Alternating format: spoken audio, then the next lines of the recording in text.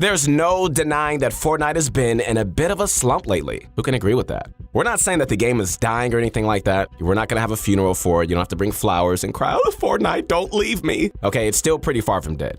In fact, it's still the most dominant battle royale game on the market. Who knew that? That's just facts. But based on various bits of available data, there's definitely been a decline in players over the last few seasons, and Season X saw a pretty sharp decline, the most we've seen so far. So, what exactly does that mean for the future of Fortnite? Will it ever go back to its glory days?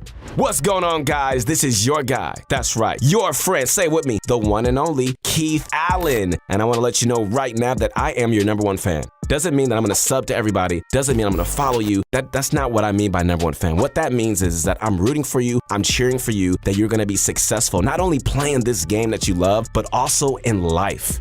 Make sure to follow me on my Instagram as soon as you can. I want to help inspire you guys to overcome all the obstacles that are in your life and be the best person that you can be. So today we're going to be discussing whether Season 11 can save Fortnite. I could just see Fortnite screaming right now, "Oh my goodness, what am I going to do? Season 11, you got to save me." And Season 11's like, "Wait a minute, do I look like Season X to you? I got you, don't worry." Despite all the bad news, Epic has been making some fantastic changes that we think are heading in the right direction. And we think those changes just might revitalize the game and the upcoming season. Before we get into all of that, I want to ask you this question. Raise your hand if you want to get better at Fortnite. Look at all those hands. Wow, everywhere. So I want you to click the link below to go to ProGuys.com as soon as you can, where you can play with the best players in the world by just clicking a button. Where was this when I was a kid? Sign up for our membership at ProGuys, and you're going to get a ton of incredible content from the best players like Benji and Mongrel. My goodness. So if you want to compete in Fortnite, you have to check out ProGuys.com. You got to do it. Also, be sure to drop a like on this video to show your support and love. We strive to bring you guys the best content available. You already know that. All right, with that being said, sit back, time to relax, and get my favorite candy, that Bunch of Crunch, and let's get this going. Starting off, what actually went wrong in the first place? Dun dun dun. There was always signs that Epic was steering the design of their game to cater specifically to the casual player experience. I'd say the first major change was with the planes in Season 7. While they were definitely fun to use, I personally love to use them. I'm guilty of that. Especially in Air Royale, they didn't even really belong in any of the core game modes. They were just so destructive, and they threw a big wrench in the way people were used to playing. Seriously, being able to just ram a flying vehicle into structures and insta-kill players, I mean, how was that balanced? Well, they weren't. The intention behind making them that overpowered was to help newer and lesser skilled players get kills and win games they otherwise wouldn't be able to do so. Keeping it real. The same thing pretty much happened with the brutes, but to a much harsher extent. I'm sure most of you guys can recall from recent memory just how overpowered these things were. It took Epic a few weeks, but they did eventually realize their mistake and they nerfed the brute. Bravo, bravo. And now they're completely disabled. Awesome. Probably because hardly anyone liked them. You like them? Okay, you're like one person out of like a million, okay? I don't even know. I really don't. How do you guys feel about the brutes? In actuality, choosing to make things overpowered to help lesser skill players led to a ton of problems. Like, what about the competitive scene? The competitive players they're looking around like, what's going on? There are no new players in there. Yet the overpowered planes, the mechs, and whatever else were still enabled played a huge role throughout the entire season. As for helping out lesser skilled players, which we love you guys, we really, really do. It might have given them an opportunity to pick up more kills or even win a game now and then, but it definitely did not make them better at the game. Their core mechanics like building and aiming stayed very poor, and they never improved. So, outside of using a plane or mech or whatever crutch item there was at the time, they would still eventually get stumped and feel dissatisfied with the game. Now, it's not a bad idea to cater to casuals or anything like that. Casual players, I love you. I really do. Don't kill the messenger. Casual and new players matter just as much as the hardcore fan base when it comes to the life of a game. Epic even mentioned their mission was to bring all players of all skill levels together to have a fun experience where anyone can win. I'm sure they sound just like that. But clearly, if you're pissing off a large portion of your player base trying to accomplish that, nothing good is going to come out of it. Trust me. There was also never a game mode or an environment meant for newer players to thrive in. Sure, we've got Team Rumble, we got Creative, and we got other LTMs, but those are not the core Battle Royale modes that people download the game for. And they can pretty much get stale and uninteresting after a while. Boring! Yeah, seriously. If you did want to play Battle Royale outside of a ranked environment, you would just be thrown in a pot of players with varying skill levels. Imagine for a second, for whatever reason, you only first started playing Fortnite in Season X, okay? You get into a solo match, everything is cool, and while you're trying to figure out the controls and get used to the game, somebody that's been playing since Season 3 with over 100 hours of practicing and creative rolls up on you.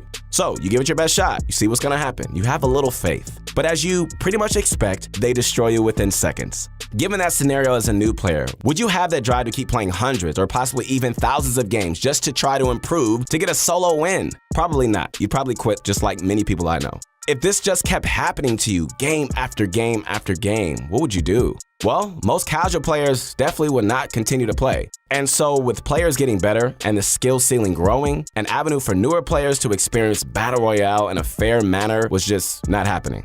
Of course, both of those theories of why the game declined in popularity might not have everything to do with it. I mean, people do just get bored, right? Of things eventually. It's just human nature. I can only watch one inning of a baseball game, and if I watch any further, I'm like, someone slap me, please, put me out my misery. You see, the same things happen with all of us and other things. You see the same declines in popularity with TV shows, toy products, musicians, and plenty of other games. However, looking back at the backlash we saw with the mechs and Season X in general, I mean, let's be real. The sharp decline in popularity was not a coincidence. With a lot of the changes that we're starting to see lately, it seems that Epic is now realizing their fault and is starting to make some amends. One of the biggest changes, in our opinion, is skill-based matchmaking. Even though many are complaining about how it's been implemented, we don't really know how it works. The theory is that it's based on our kills per match and win rate, which would make a lot of sense. But the problem with that is, for instance, a 3.5 KD player on mobile is much different from a 3.5 KD player on PC. Previously, those devices wouldn't be matched together at all, but now they are. And if that's how it's going to work, going off of our previous stats, there are definitely going to be some imbalanced matches forming. Again, we don't know exactly how skill-based matchmaking works yet, so it may end up being a bit more complicated than just our KDs. We're not saying it's perfect by any means just yet, but Epic's goal here is to create even matches. So I think that by the time Season 11 starts, we're going to see some tweaks to improve that as well. Also, coming in Season 11 are bots, also known as AI or computer opponents. Now, they make up a small portion of lower skill lobbies, making it easier for newer players to learn the game without feeling so overwhelmed. People are treating this like it's going to be a bad thing, but so what if new players can have an AI to kill now? You know what I mean? Plenty of games have verse AI modes, which is great because playing against them is a fantastic way to learn the basics. Players can now spend more time learning the game rather than just dreading a loss every single time they play. Overall, this is a pretty minor change, but it should help out newer players a bunch. A couple of new modes geared towards newer players have also been leaked. One is the tutorial mode, which at FireMonkey on Twitter did an absolutely fantastic job of breaking it down. Designed specifically for new players, this mode will take them through the basics in a safe and friendly environment. Oh, that's just so nice. It'll teach them how to do things like open chests, build structures, and use weapons. This game's needed an in-depth tutorial for a long time now, so it's about time. The second one we've already talked about in a previous video, also leaked by FireMonkey, this potentially upcoming mode would give newer players a better opportunity to win matches. So check this out. The top 5 players all get a victory royale, and the option to continue playing for first will be presented to the winners. Since this was leaked in the Chinese patch notes, we're not for sure this is coming to Fortnite that we all know and play. Sometimes games can differ in China, so this might just end up being a mode exclusively for their region. We're not sure just yet. But if anything, Epic can use this as a baseline for creating a similar mode the rest of the world can enjoy. So don't even think about moving to China just to get you a win. Don't even think about that. You're probably thinking, the top 5 is not even good enough for me. I need the top 10. See, now you're going a little bit too far. Now this is getting ridiculous. You're being silly now. You just need to practice, okay? Give it up. Even though we're probably never going to see Fortnite reach its peak probably ever again, it's definitely not too late to see a comeback from this decline. I mean, Tom Brady did it. You know what? Tom Brady he hasn't. He keeps winning Super Bowls every year, and the guy's like 80 years old. I just don't understand. So anyways, the proposed changes should, at least in theory, help fix the problems that were causing players to leave.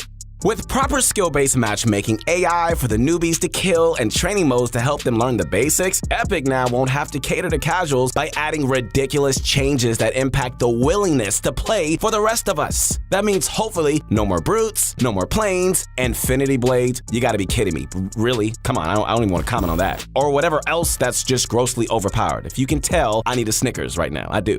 There are even more ways they can go about this. Separating competitive from casual play is just one thing. Epic has always tried maintaining a similarity between competitive and core modes, but the fact of the matter is this: competitive play is just much more different from casual play. Who agrees with me? Thank you. I have one person, or 2, 3, 4, 5. Okay, keep going. A new item, vehicle, or a rule set that might just work in a casual environment isn't guaranteed to work in a competitive environment, and vice versa.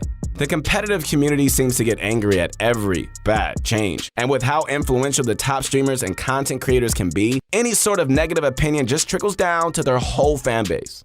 Separating casual and competitive play is going to become less of an issue now that skill-based matchmaking is affecting all core modes. But it's something that we think Epic should still consider each time they release something new.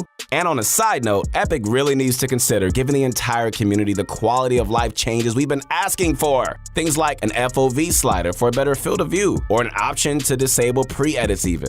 You guys may be thinking, all right, that's just like really minor, but you know what? At least it would show us that they care. Or they could just send us a card and just say, you know, we're thinking about you, we love you. I'm sorry, I think I've been watching way too many romantic comedies or movies and shows. I don't know what just came over me. This is awkward. I want to run. Let's just forget I said that. Let's just move on. All right, anyways. Or the sound improvements they've been going to make since Season 8. When is that coming? We all know how bad the audio is, for crying out loud.